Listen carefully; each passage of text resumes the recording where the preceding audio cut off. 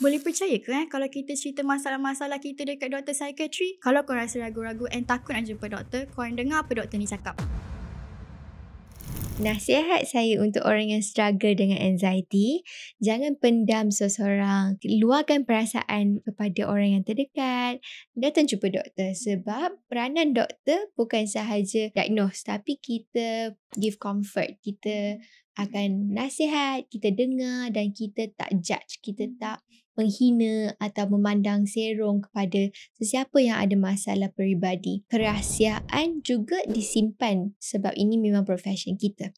So kalau ada anxiety, rasa memang tak ngam lah ke belakang dengan ni.